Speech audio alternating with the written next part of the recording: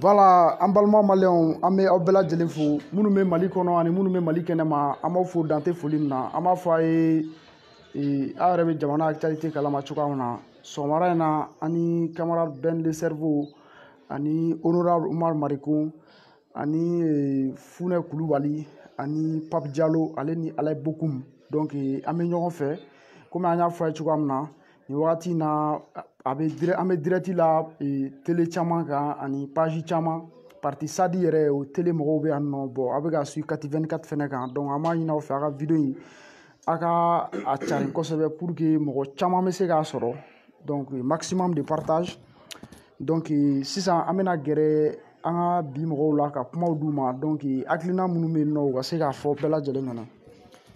an bɛna kuma di Pape Diallo ma voilà. Ok. Peuple malien, prêt pour la révolution, nous sommes le peuple.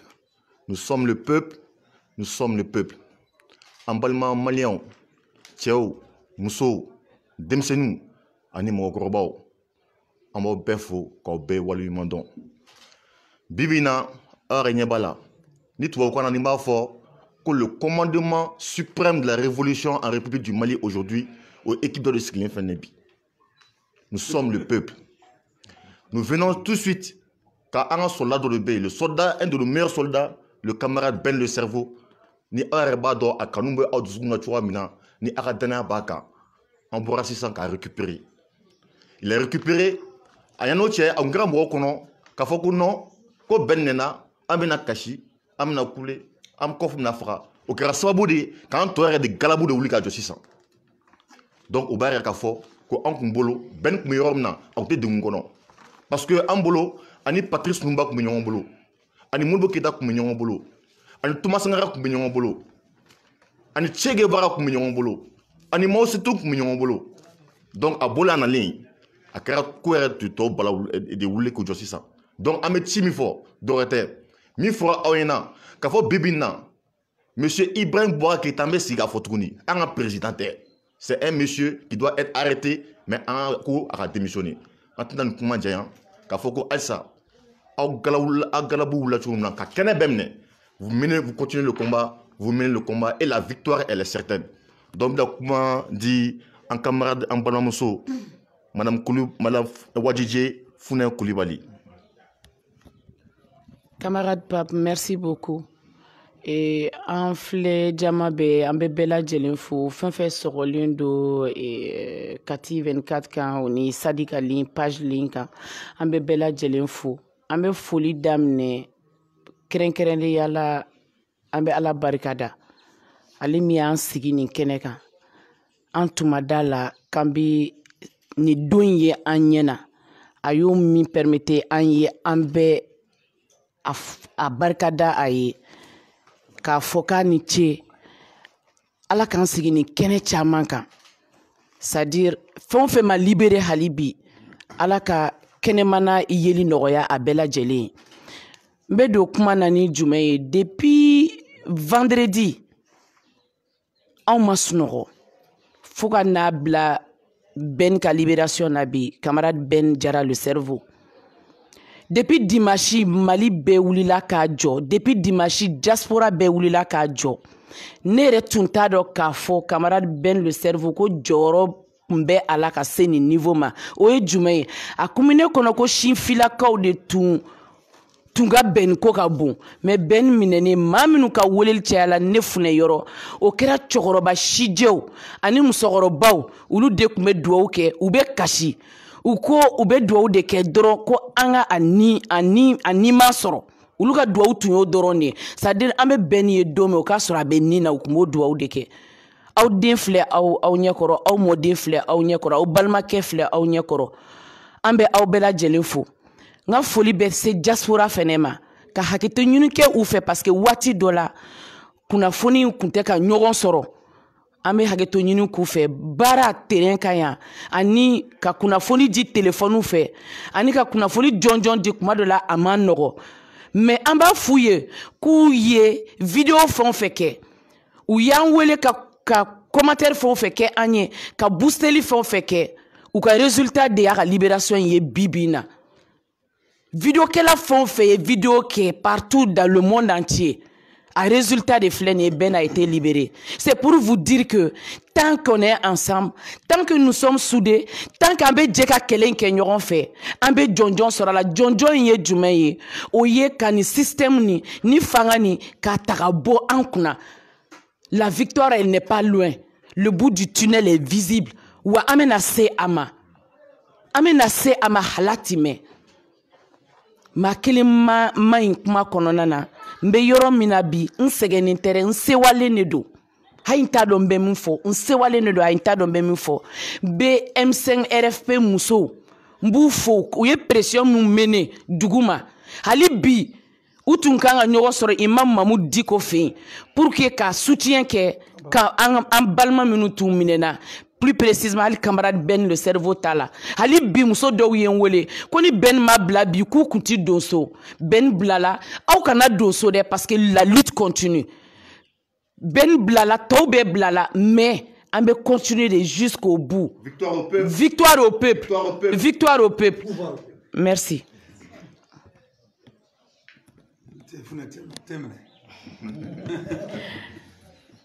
Et bon, Bella Jeleni Soroma. Ne filɛ yɔrɔ min na kuma de tɛ ne da kɔnɔ parce que ni mɔgɔ min tun y'a fɔ ne ɲɛna ko ne ni Ben tun bɛ se ka sigi tan cogoya la ne tun tɛ da la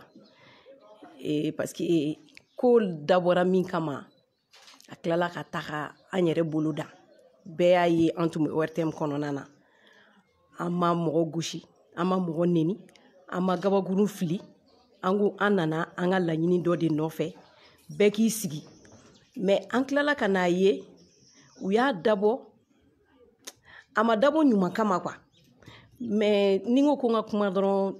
kasi de bɛ ka nali na halisa an tɛ ka se ka kuma kosɛbɛ n bɛ ala fo k'a barikada n bɛ ala fo k'a barikada ala min ye an ni bɛn ɲɛ yira ɲɔgɔn na ne b'o ala kelen fo k'o barikada ani aw yɛrɛ bɛɛ lajɛlen ka cɛsiri parce que depuis an bɔra a kalama k'a fɔ ko bɛn ma bila bɛɛ de wulila k'i jɔ i sen kan donc an ka foli ye min ye halisa mɔgɔ si kana décourager tant que an ka laɲini ma sabati an ka laɲini ye de Ibrahim Boubacar Keita a ka fanga bila wa an b'o kelen an bɛɛ de bɛ sa a ko kelen da la n'an bɛ sa an bɛ sa n'an bɛ balo an bɛ balo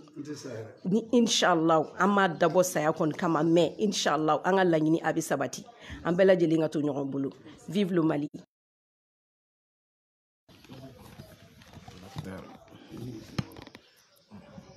n kun tɛ fɛ ka kuma mais nouvelle demande dɔ fana bɛ o kan ka fɔ parce que an bɔra réunion na MDP ka réunion na kunu réunion la a la tigɛ ko Ben ka kɛ désormais MDP rapporteur principal ye porte-parole principal ye pardon porte-parole principal ye donc o nouvelle fana ka fɔ bɛɛ ɲɛna o kɔrɔ que militairement son grade a augmenté mais politiquement aussi son grade a augmenté. Donc, pouvoir au peuple, victoire au peuple, gloire au peuple, et honneur au peuple, et fidélité au peuple. Merci pour tous ceux qui ont fait la lutte. Merci. C'est en direct. Maître, il sait qu'on a C'est en direct. Ok, donc. Il a raison. Quoi qu'on a merci beaucoup trop fort. Merci beaucoup trop de votre numéro. Parce que merci beaucoup de votre voilà. On me mis cadron, on me tendrait ce que tu de fou. Tendrait tanti André Touré. C'est vrai. Donc, on me flèle baga fou. Kadam ne ka tashi blague mo munu nintanyana. Mais pour le moment, ma se ku nombre exact soro nga mana ke nombre fe on fe mo nintana la ka hinu la ku da rosmaya. Donc u sara mali ko kele la u sara mali de. Donc u sara kele min fene la ambe o laidu ta mali donye anto kele njanfa. Parce que mo chama ma fo ko war margo bi ma bla wuliga jola ka kuma ka be munyini sa. Abto ka fo ko 91 olu e wele da ko ka Musa ka joli bon fanga bin ka bo mali ondala. O konna na mɔgɔ dɔw ni tanyana ko layidu b'ale ni suw cɛ donc ni ye layidu de fɛnɛ anw fɛnɛ ni su ni ɲɔgɔn cɛ on vient de signer un pacte avec la conscience aujourd'hui ni nun joli kɛra kalekan de an bolo sisan an tɛ se ka kɛlɛ ɲɔngiri an bɛ taa jusqu'au bout donc hali n'an yɛrɛ fɛnɛ ta bɛ t'a la de an bɛ taa jusqu'au bout jusqu'à la victoire finale donc o tɛmɛlen kɔfɛ an y'a ye fɛnɛ minɛli kɛtɔlaw la samasamaw kɛra dɔw tigɛ joginna dɔw banana donc an bɛ nɔgɔya da k'u ye ala k'a bɛɛ kɛ farijaga bɔ ye fɛn fɛn joginna an bɛ sira la bi sini ka taa u bɛɛ lajɛlen sɔrɔ u ka so ka nɔgɔya da kɛ minnu fɛnɛ tanyana ka taa sangafo kɛ u ka so donc ka taa ŋaniya yira kɛ an b'o sira kan et pour dire à tout le peuple malien que nin ye kɛlɛ min daminɛlen anw bolo an ma jan victoire la tugun ko n'i ye sɛni fan ta n'i ma fan da yɔrɔ tiɲɛ k'a bɛ fan wɛrɛ da min ka jugu ni kɔrɔlen ye donc pour nous o de bɛ yen bi an ye nin daminɛ don min an b'a dɔn ko révolutionnaire siso ye 3 ye soit i bɛ si palais kɔnɔ soit i bɛ si kaso kɔnɔ soit i bɛ si kaburu kɔnɔ donc an bɛ k'a laɲini an ka si palais de kɔnɔ minnu bɛ palais kɔnɔ bi n'o ye IBK n'a ka mɔgɔ y'an bolo u n'a man kan bi u n'a man kan sini u y'u dan yira o ye nin min kɛ maliyɛnw na des manifestants pacifistes à main nue u bɛ ka bɔ k'u ka hakɛ laɲini ka balle réelle ta ka ci u la k'u ni tanya. Le peuple malien ne va jamais pardonner ça à la famille IBK. Que ce soit sa famille biologique, sa famille politique, ils vont payer ça très très cher. Nous sommes un peuple vachement rancunier. Ni ye juguman kɛ ka se nin kunnama la, yafa t'an ye tugun ka ɲɛsin i ma. Donc pour moi, o kuma de b'an bolo ka las'u ma. Minɛli min n'o kun kɛra an bilala sɔgɔmada in na ka foli di bɛɛ ma fɛn fɛn wuli ka jɔ kɛ Mali kɔnɔ minnu bɛ yan minnu bɛ ka ala lajɛ video la ani Mali kɔ kan mɔgɔw ma sigi an bɔra wuli ka jɔ bɛɛ kalama komi an ka téléphone minɛlen b'u bolo hali bi donc o de y'a to an ma se ka mɔgɔw jaabi o de y'a to an ma se ka connecter ka foli ni encouragement kɛ mais toujours a kɛra Mali kama bakuruba la minɛli in kɛra kun min kama quand an bɛ ORTM kɔnɔ pacifiquement ils sont venus ka marifa ci ka gazi ci ka mɔgɔw minɛ k'u agresser quand ils sont venus u donna salle dɔ kɔnɔ parce que an kun nana pour veiller au caractère pacifique de l'événement activité kɔnɔ dɔw taara k'u bɛ taa ORTM bureau kɔnɔ k'u bɛ taa minɛn dɔw ta an taara k'u tigɛ lasegin kɔfɛ an nana manifester de an ma na pillage la donc IBK bɛ taa su in na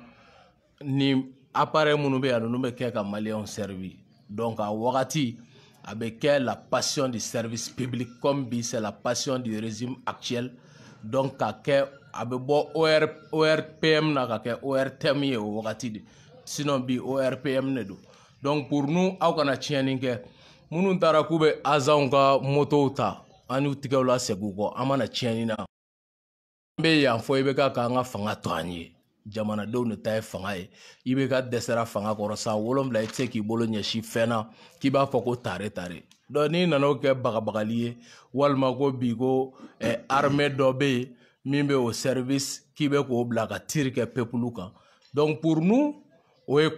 wagati kow de ye mɔgɔ min ma diɲɛ histoire dɔn i tɛ se k'a faamuya quoi n'i ye Blaise bolitɔ ye sentigɛ la i b'a dɔn ye ko armée tɛ tugu mɔgɔ si kɔ ka peuple kɛlɛ définitivement donc pour moi o hakilina de y'a to an tun bɛ ORTM kɔnɔ ten quand ils sont venus ko bisi donc ne yɛrɛ kɔni y'a kɛ a na kɛ ne ye bamani 3 d'intervention ou bien bamani 3 ka fisa ninnu ye n t'a dɔn parce que mɔgɔ minnu bɛ na ka don mɔgɔw kan u donna dɔrɔn kabiru y'a ye ko nin ye bɛɛ nin ye i b'a fɔ k'u ye trophée de tɔmɔ donc a y'a ka téléphone minɛ a kana message ci fo jusqu'à présent n tɛ n ka téléphone yɔrɔ dɔn a b'olu de kɔni bolo bisi mɔgɔ olu de y'a minɛ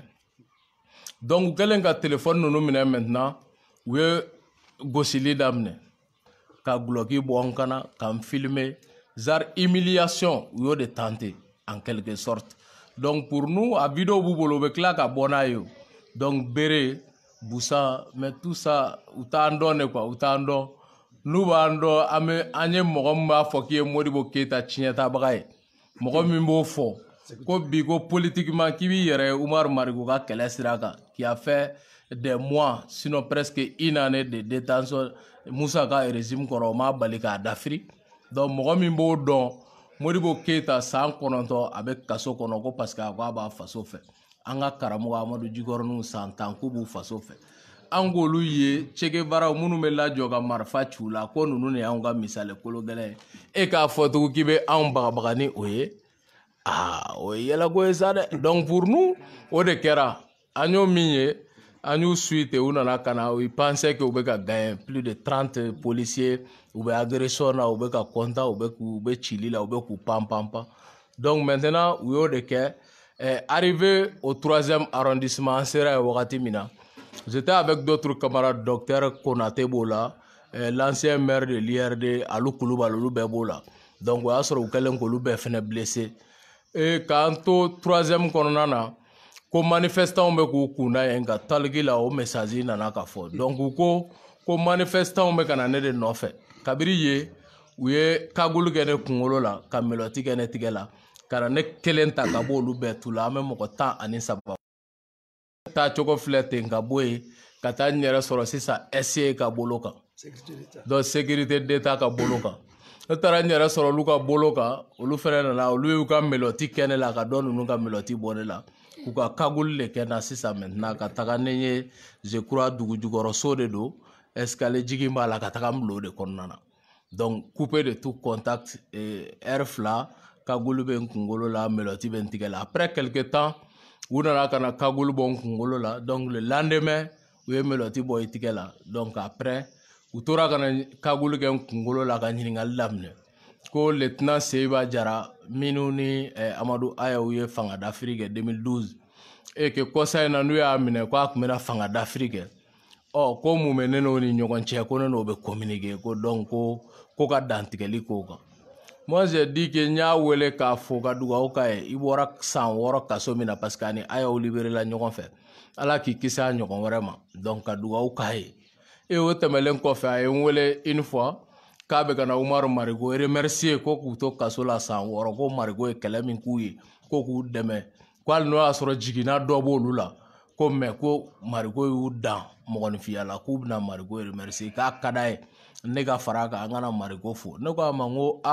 n kɔrɔ n tɛna sini sɔrɔ mais n b'i ka quartier kɔnɔ n'i bɛ so n bɛ tɛmɛ n bɛ foli bila i la ne taara Seiba fo donc rek an ka communication danna ni fila ma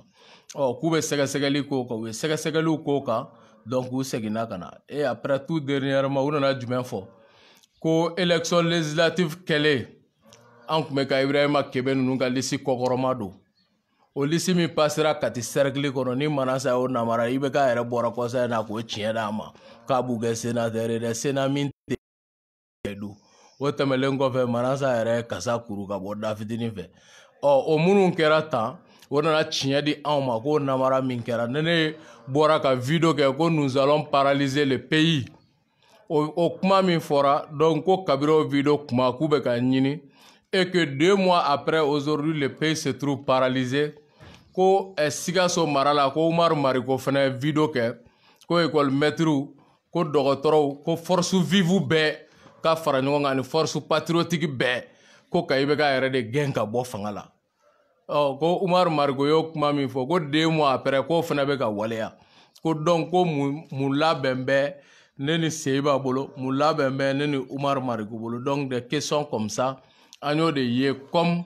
coup d'état ko de tun b'anw bolo ka ɲɛsin fanga yɛrɛ ma donc k'olu mago tun bɛ ne la ka kɔrɔ ko donc ko nin kɛra sababu ye k'olu ye ne minɛ o min kɛra jaabi foyi sɔrɔ dalu foyi ma sɔrɔ u bolo téléphone fiyɛna appel réquisitionné na fɛn bɛɛ prévu foyi donc an taara fɔ ne ka so kɔnɔ ka taa samuru bɛɛ lajɛlen f'u ye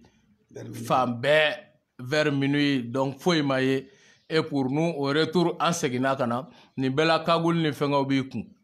i kunkolo la donc pour que c'est k'u b'i intimider mais ils ne connaissent pas donc an seginna ka na surɔ ils ont dit bon sini sɔgɔma i bɛ taga 3e na n'a kɛra cogo min a bɛ ta donc entre temps ne taatɔ n ka so n kun mago bɛ n ka clé la quoi donc n ye Funɛ wele o de senfɛ donc o communication min bɔra mɔgɔ caman y'o communication intercepté Ben bilala a ye weleli kɛ a y'a kɛ tan donc pendant ce temps c'était juste pour que ka n ka clé de sɔrɔ yan'u ka taa n ka da kari quoi donc n tun mago bɛ n ka clé la pour que ka taga o baara kɛ dimanche sufɛla na donc bi sɔgɔma an nana maître Mamanta Touré, maître Mariam Diawara ani maître Koulibaly. Donc olu bɛɛ faralen ɲɔgɔn kan u ye wulikajɔ fɛn o fɛn kɛ. Donc Marigo da bɛna se avocat tɔw ma n'hakili panna minnu kunna kuma tacogo la. Donc o bɛɛ farala ɲɔgɔn kan ka taa wulikajɔ min kɛ bi u nana ka audition kɛ o de kan sisan troisième mɔgɔ olu ka ɲininkali nana boli ko mun y'an se ORTM na ye n ko an ka mouvement M5 RFP n'an b'o kɔnɔ o ye wele da k'an ka bɔ pacifiquement ka taa n jɔ ORTM da la ka taa n jɔ assemblée da la ka taa n jɔ cité administrative da la. J'ai répondu patriotiquement à cet appel du Mali. Ngo ode wele kume molo kalase. Donc go audition tara ko amse kataka. Donc je crois que globalement ni ne kera flimoué. Donc bi quoi. Ouais mais ntolu fo sinon joginendo mais je n'aime pas parler de ça parce que j'ai déjà opté pour la vie militante quoi. Nyenindi kaba kelema. Donc i jogina i kunchira i kerata. Donc pour moi ni kungolo bla kolongo na itse ka sira kolonga la nyako.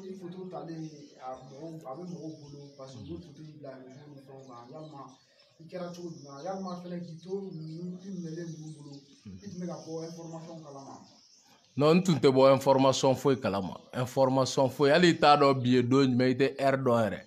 Ite r do ite dondo. Ibu bolote kumaro kagul begi kuna kumaro kagul te kala. Donc i koni bente ite kuma me ite manga me fono lu senga me ganiga daele. Donc ita do ere biye do me. C'est hier soir que ne a donc entre me lundi là. Sinon ta do ere ambe domina parce que ubena dominer chokomina signa fla clé kono itse ka famu quoi. Itse ka don ni sabado 3 normaux do ipse ka bisigo la ni daraka ni clé la ale dominer suguya munu mena ipse ka la li soye sokoma kanani kini souffert do yoro go ni jatete do o kalo la pour moi o suguya de bu bolo quoi ka méthode do bolo pour que traumatisme ne créer. Mais ils ignorent que la formation est en boulot, ça nous fait béton. Donc, on va renforcer de quoi. Globalement, une photo minière, ça nous a fait penser à Modibo Keïta quand ils l'ont pris, ils ont essayé de humilier. Mais ils ont étalé leur bassesse et ils ont montré la vraie grandeur de Modibo. Patrice Lumumba, Nelson Mandela. On a fait Sékou Touré. Tout le monde, panafricaniste ni leader, ba fait un fait. Idéaliste fait un fait. Nous avons essayé de humilier, à effet contraire de produire quoi. Donc pour nous, Wulika Joy, mais nous me doit de faire un fin anga Wulika Joy, quel est blablé. On doit maintenant changer de stratégie. Et pour moi, on a l'abe très prochainement qu'à sortir nocturne de l'abe. Donc, Mali porteur be fara ɲɔgɔn kan amu dado. Mali population est joli amu dado. Donc, wakati do sera que les forces dites de l'ordre prennent position. Nous be façon de faire. Ou bien nous be mokodamado de faire. On n'est pas dans les petits arrangements parce que c'est ce que Modibo Keïta dit. À force d'arranger la situation, on finit par déranger la République. Et c'est ce qui se passe malheureusement. Donc, il y a de là. Karasa kunyeni posuni o segina kofe karasa kumenina nyeni boy ayena do gouvernement ngona ay place durumne non aka bono e jamana kisili ko de besena. Donc pour moi te terme ni anni be to la de o de drapeau couleur rouge mbe Mali drapeau la o de koro ye nous allons donner signification à la troisième bande verticale du drapeau malien. Donc nous oublions mɔgɔ wu joli de aka fɔ Mali dɔw fana b'u joli de bi aka fɔ Chine Mali. Donc bakuruba la o de be détermination overdose o de be sisan. Donc merci et que Dieu bénisse le Mali. La lutte ne fait que commencer et la victoire est certaine. Aux ennemis nous vaincrons. Nous vaincrons. Merci. Merci bien. Merci Jama. Aywa Ben u ye kagul do kuna mi yele ko yɛrɛ min ya u bɛ kagul do kuna ka minɛ k'i tɛgɛ la k'i bila u ka so kɔnɔ ka tila k'a fɔ k'i kana kagul bɔ i kunna olu dun b'u ko dɔ i la n ko minɛti kɔni i tɛ se k'o bɔ mɛ kagul i bɛ se k'o bɔ k'o bila kɛrɛfɛ kɔni donc an tun man ka kagul bɔ k'o bila kɛrɛfɛ ka minɛti to an tɛgɛ la parce que bɔcogo t'o la quoi vraiment ne bɛ foliba de kɛ n bɛ avocat fo kosɛbɛ maître Touré min taara i nɔfɛ ka bɔ o y'a sɔrɔ maître Kulibali olu bɛ ta ka bin na maître Hassan Bari kun kan ka se yen bi sɔgɔmada in na 10 heures maître Mariam Jawara kun kan ka kɛ yen aussi sɔgɔmada in na mais komi a kun kɛlen bɛ to kalama ye u tɛgɛ kɔnɔ donc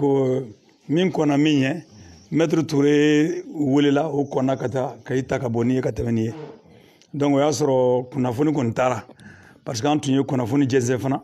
mɔgɔw tun b'a fɛ ka taa commissariat la dɔw tun b'a fɛ ka taa tribunal la mais ne bɛ min fɔ o ye ka yafa ɲini kɛ ka se minnu bɛ jamana kɔ kan diaspora mɔgɔw kunnafoni min dira kunnafoni tun tɛ kunnafoni kolon ye mais kunnafoni taara cogoya min na est-ce tun y'i minɛ ka taa n'i ye i ka so o tun bɛ taa perquisition de la bon perquisition tɛ kɛ tile fɛ o su fɛ o jamana sariya la perquisition tɛ kɛ su fɛ o bon perquisition fana n'a tun bɛ kɛ voilà c'est ça ko armes bɛ yen i b'a sɔrɔ armes bɛ yen i b'a sɔrɔ coup d'état discours bɛ yen i b'a sɔrɔ a caman bɛ yen u y'a caman de labɛn ka na mais olu b'a dɔn ni combattant bɛ taa ni kɛlɛ sugu la i fana b'i labɛn de hali ni armes tun b'e bolo yen o tun tɛ ye o mais u t'o faamuya abada mais an ma kɛlɛ in bila armes ko niveau la anw ma se armes ko niveau la i tɛgɛlankolon bɛ kɛlɛ min ɲɛnabɔ i bɛ taa marifakisɛ tiɲɛ o la mun na i tɛgɛlankolon bɛ kisɛ min ɲɛnabɔ i bɛ bere ta o la mun na sanko an bɛ yɔrɔ min na bi anw ka ca ni tiɲɛnikɛla ninnu ye n bɛ tɛmɛ olu bɛɛ kan u taara ni bɛɛ nin ye minuit waati la a ka so an ni funɛ farala ɲɔgɔn na bɛɛ ni tile ɲinitɔ hali ni e tun b'a fɔ hali ni tun ko k'u ka so in kari u tun t'a kari parce que karili mankan katikaw tun bɛ bɔ ni katikaw tun bɔra u tun b'o de ɲini donc u tun b'a fɛ ka don so kɔnɔ bɛɛ ni funɛ kumana donc funɛ y'a labɛn cogo min na ale fana fɛ bɛɛ bilala ne fana fɛ bɛɛ bilala kunnafoni taara o cogo de la kunnafoni taara o cogo la an ni somɔgɔw fana kumana dɔw ko u m'a ye après u nana ka na fɔ k'u y'a ye bon donc hakili la bɛɛ y'i janto i yɛrɛ la kuma dɔw bɛ kuma camanba a bɛ ko gɛlɛya de a tɛ ko nɔgɔya alors donc ala barika la bi fɛn fɛn ye mɔgɔ labɔ kɛnɛ kan bi min y'a to nin baara in fana sera ka kɛ mɔgɔw y'a jateminɛ k'a fɔ kɛlɛ in ye sanni kun caman de n'i ye kun kelen tigɛ dɔ wɛrɛ bɛ poyi ni dɔ tigɛ dɔ bɛ bɔ donc o la bɛɛ ni minɛ tɛ problème funɛ fo k'o fɔ aw bɛɛ lajɛlen ɲɛna yan ni kɛlɛ sugu in kɛra dɔw kunkolo bɛ magaya ji bɛ don dɔw la hinɛ bɛ don dɔw la makari bɛ don dɔw la bon tɔndenw dɔw makaritɔ u kirininintɔ u wulila u sera funɛ ma ko bon ko bɛn bɛ u bolo ko faamaw b'a fɛ ni bɛn bilala sisan mais aw ka kale k'a fɔ k'aw tɛ foyi kɛ tugun dɔw tun ye dɔw kunkolo minɛ a ye dɔw kunkolo minɛ sira fila kan dɔw fɛ an ka fɔ ɔhɔn mais n'a bɔra an bɛ taa n'a tɔ ye dɔw fɛ tiɲɛ yɛrɛ la ni bɛn de kan ka faga nin ko in na an k'a dabila funɛ y'a ka courage ta a don mɛn hali n'a sɔrɔ a ye sɔgɔmada na bɛɛ kɛ kasi la fo ka ne yɛrɛ jatigɛ donc funɛ y'i jɔ o yɔrɔ la o de la kisɛya bɛ bɔ o yɔrɔ de la a y'i jɔ o yɔrɔ la ko bɛn kelen tɛ mɔgɔ ye min minɛna wa bɛn minɛli tɛ foyi ye kɛlɛ in na o tuma an ka continuer kɛlɛ in na i k'a faamuya k'a fɔ i ye kuma min fɔ a fana lawaleyara i kɔfɛ yan donc u ka taa ni bɛn ye yen tɔ wɛrɛ b'u bolo ka taa peut-être kaso la mais a laban bɛn bɛ bɔ olu bɛ se ka t'u yɛrɛ sɔrɔ bɛn bɛ yɔrɔ min na bi donc funɛ y'o kɛ k'u jaabi o ye dɔw fana ja min peut-être dɔw fana mago tun b'o de la u ja ka min u ka taa kɛlɛ la donc n'i y'a ye a bɛ kɛnɛ ma bi kayikaw ka fo u ka cɛsiri la foli kɛrɛnna ka di sikasokaw ma u ka cɛsiri la ka foli lase segukaw ma olu ka cɛsiri la wulikajɔ la commune 6 min Bamakɔ yan commune 6 in mɔgɔ si ma sigi mɔgɔ si ma jɔ halisa mɔgɔ ma sigi mɔgɔ ma jɔ katikaw bɛ fo kosɛbɛ ninnu de ye wulikajɔ kɛ ka baara nɔgɔya an bolo wa wulikajɔ in fana a laban bɛ u bɛ to o cogo la yen donc n'an y'olu bɛɛ fo ka taa ka avocaw folen kɔfɛ an bɛ min fɔ Mali mɔgɔ caman ɲɛna parce que da sera ko suw de b'a ni kɛlɛ in cɛ mars 91 les anciens de l'AM là ne b'aw kɔ sa dɛ fɛn fɛn b'a fɔ k'i ye ancien de l'AM k'i disi gosi ne b'aw kɔ sa dɛ ne fana tɛ fara aw la tugun dɛ parce que aw ko de ko kɛlɛ waati la ko ne ma ko kɛlɛ janfa n'aw ye ne ye kɛlɛ la aw kan ka tugu kɛlɛ kɔ aw ɲɛ tugulen ni mɔgɔ in n'a ye kɛlɛ kɛ a m'i janfa n'a wulila kɛlɛ minɛ kan ka tugu a kɔ mais n bɛ min fɔ ka d'a kan a ye min kɛlɛ kɛ de ko école tiɲɛna jamana kɔnɔ Musa Tarawele t'an na Musa Tarawele t'an école ni sisan école jumɛn ka fisa ni jumɛn ye sisan ta tiɲɛna anw ɲɛna k'anw to fonctionnaireya la k'anw to kɛnyɛrɛye baaraya la k'anw balugalen to anw de kun bɛ ka kɛlɛ kɛ kan an faw ko an faw kun bɛ k'an lajɛ sisan anw denw de ta bɛ ka ca anw sigilen bɛ k'an ye ancien de l'AOM k'an m'an disi gosi n'a ye an ka bila les anciens de l'UNEM ala barika la n ye UNEM kɛ mɔgɔ si tɛ se ka UNEM ko kuma fɔ ne na de 79-80 mɔgɔ tɛ se ka fɔ n na ka taa 76 la où j'étais secrétaire administratif du lycée de Djouila fo kana bila 79-80 na mɔgɔ tɛ UNEM ko baro bɔ ne ɲɛna donc o UNEM ko la fana an ye revendication min kɛ an ye ɲinini min kɛ ni Cabral sara n'a ye dɛ 1980 ni Cabral sara dɛ Cabral tun bɛ se k'i ban san 25 a kun tilala major de sa promotion donc Cabral sara n'o kɛlɛ min y'a da kɔnɔ ɔ n'aw kana ko ye ancien de l'UNEM ye aw ye revendication min kɛ ɲini fɛn min ɲini 1980 ne y'o revendication de ta k'o de jira 90 taw la 90 ta k'u ta fara k'a bɛɛ tun ye kelen an y'o de kɛlɛ kɛ jamana bɛ ka jugu o ko la koloko la aw ko ancien de l'UNEM ye aw bɛ ministeriyaw la aw bɛ opérateur communiyaw la jamana école ko bɛ ka ci aw ɲɛna denmisɛnninw bɛ ka ci aw ɲɛna k'aw ye Cabral bɔnsɔn ye ne kan b'aw de ma a y'a dabila n y'a fɔ ka tɛmɛ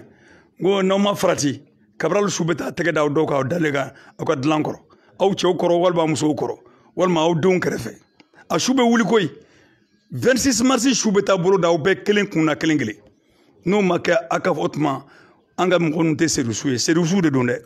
donc o la n b'o welewelekan de bila olu ma olu de ye mɔgɔ kalannen baw ye bi olu de ye opérateur économique baw ye bi olu de da bɛ fiɲɛ tigɛ bi jamana kɔnɔ a ye Ibrahim Bokar Keita kɔ bila a y'a kɔ bila a y'a kɔ bila a ka jamana lajɛ a ka faso lajɛ fili minnu kɛra kunun an ka dɔn k'a fɔ an ka filiw n'an ka dunkojuguya an ma miiri ka se ko dɔw ma jama ka hakɛ ma o de kɛlen bɛ ka jamana in tiɲɛ bi o tuma mɔgɔ o mɔgɔ nin na nin waati in kɔnɔna na ala bɛ yafa i ma mɔgɔw bɛ yafa i ma ala bɛ yafa i ma ka sigi ko ka tila k'a fɔ ne ye tiɲɛni de kɛ wa jamana in de kan ka dilan si bɛ yɔrɔ min na bi n'i ma jamana in dilan su jugu bɛ taa lahara donc ancien de l'UNEM ni ancien de l'AM ni ancien du mouvement démocratique u bɛɛ ka faamuya i bɛ ka ye a bɛrɛ nɔgɔ k'a bɛɛ bila o tuma an k'a bɛrɛ bɛn mais a se ka bɛn di i bɛ ka ye a bɛ se ka bɛn i bɛ ka de kɔfɛ komi sango a yɛrɛ y'i ban fo kana su bɔ mɔgɔ 17 o kɛra Bamakɔ ta ye n'i y'a ye Bamakɔ ta sera ka kɛ u jiginna ɲɔnɔ de kan ka mɔgɔw malo k'u lebu ka denbayaw cɛla sanu ka se u ye Keɲeba minɛ ka Keɲeba ci ka yɛrɛkɛ ka mɔgɔw faga Keɲeba ka tila ka taa mɔgɔw faga Kɔnsiga ka tila ka taa mɔgɔw faga Kayi ka fagali kɛ Kayi Kɛrɛsigani u ye fagali kɛ Sikaso u ye fagali kɛ donc maintenant e yala o jamana de bɛna jɔ jamanadenw jili kan wa a bɛna jɔ jamanadenw su de kan wa o tɛ se ka kɛ o k'a sɔrɔ tiɲɛnikɛlaw de dun bɛ sankɔrɔta la kɔnɔ donc vraiment ne bɛ aw fo k'a fɔ fana Mali tenitigiw ɲɛna a fɔra ko Forçat ka baara de don an bolo dara o kisɛ kan mɔgɔw bɛ k'a fɔ sisan ko BAC ka baara de don o ye Ibrahim Bokar Keita yɛrɛ kɛrɛfɛ mɔgɔw ka kuma ye ko brigade anti gang ka baara de don dɔw ko brigade spéciale d'intervention ka baara de don dɔw fana ko unité spéciale min sécurité d'état la k'olu ka baara de don a kɛra nin fɛn fɛn ye ninnu si tɛ maintien d'ordre la ninnu si brigade spéciale d'intervention d'accord olu se ka kɛ maintien na mais nin tɔ ninnu brigade anti gang anw tɛ gangsters ye brigade Forçat anti criminel BAC brigade anti criminel o ye gangu yɛrɛ o criminel fana ye gang de mais a tɔgɔ ɲuman yɛrɛ ye BAC de brigade anti criminel an ma mɔgɔ faga an ma foyi madame Keita ka kuma ɲɛfɔ la sisan bɛɛ y'a ye o an bɛna kuma ka nin de développer bɛɛ k'a faamuya an ni bere ma don an ni tɛmɛ ma don wa tagalen ɲɛfɛ wari tɛ mɔgɔ yɛrɛ tun bɛ se ka na don k'u ka baara kɛ ka ɲa a tun bɛ kunnafoni di a di cogo la parce que wari tɛ mɔgɔw professionnels de don u ye kalan kɛ u bɛ ka nasɔngɔ ɲini na mais u ye kalan kɛ ka kunnafoni di cogo min na ayi o tɛ kɛ ten dɛ k'u k'a kɛ ko président ko k'a kɛ cogo min na k'a bɛ kɛ ten ko président den ko k'a kɛ cogo min na k'a bɛ kɛ ten ko président muso ko k'a kɛ cogo min na k'a bɛ kɛ ten komi n'a sɔrɔ président ye bɛ olu ni maliyɛnya cɛ président den bɛ olu ni maliyɛnya cɛ donc n'an tun tora nin cogo la in ten yɔrɔ ma kari yɔrɔ ma foyi anw yɛrɛ de tun bɛ taa hors thème journaliste nɔfɛ ka taa a y'a ka baara kɛ lafiya kɔnɔna na a y'a fɔ a fɔcogo la a ka jamanadenw kunnawolo ka ɲa a ka u kunnafoni ka ɲa walasa kunnawolo ka bɔ a kɔnɔna na donc an nana n'o miiriya de koyi ka yira ninnu na dunkojugu tigilamɔgɔ ninnu na tiɲɛnikɛla tigilamɔgɔ ninnu na ko jamana bɛ se ka jɔ cogo wɛrɛ la min tɛ fanga jugu ye maintenant sisan komi bolo ɲɛsinna forçati de ma an bɛ min fɔ forçati in ye mun ye force spéciale de don contre le terrorisme ko ka terrorisme kɛlɛ ko ka djihadisme kɛlɛ a sigira n'o de ye a sigira n'o ye 2016 unité 3 de b'a kɔnɔ gardiw policiw ani gendarmew gardi polisi ni gendarmew général Salif Traoré général Salif Traoré de nana n'a a décret bɔ ale nana n'a kuma ye assemblée kɔnɔna na o brigade in sigira gendarmew bɛ mɔgɔ 60 di polisiw bɛ mɔgɔ 60 di gardi bɛ mɔgɔ 60 di o bɛ bɛn mɔgɔ 180 de ma donc olu bɛ tila unité 6 de cɛ donc o la a yirala k'a fɔ u bɛ se ka mɔgɔ wɛrɛ fara kan mais a kɛra terrorisme de kama a ma kɛ k'a fɔ ko ka maintien d'ordre kɛ n'a ye donc n'i y'a ye maintien d'ordre mɔgɔw y'u sigi i bɛ ordre maintenir mɔgɔw fɛ mɔgɔ minnu ye désordre kɛ mais n'u ma désordre kɛ i bɛ mun maintien i bɛ mun ordre maintien i tɛ foyi maintien o fɛ maintien d'ordre ka yɛlɛma ka kɛ fanga dɛmɛla de ye nkalon kan alors que manifestation min kɛra gouvernorat ye sɔnna k'a fɔ ko polisiw ni manifestants k'a dilan u ni ɲɔgɔn cɛ alors donc olu bɛ k'o dilan u ni ɲɔgɔn cɛ fanga siranna parce que jamanadenw bɛɛ bɛna bɔ k'a fɔ IBK ɲɛna woyo t'a la kili t'a la komi ale yɛrɛ b'a fɔ ko kɛlɛko tɛ mɔgɔw ka fɛn bila ka taga n'i yɛrɛ i dɛsɛra sa i fasanen don i tɛ se foyi la mais ni i y'a ye o bɛ fɔr'i ma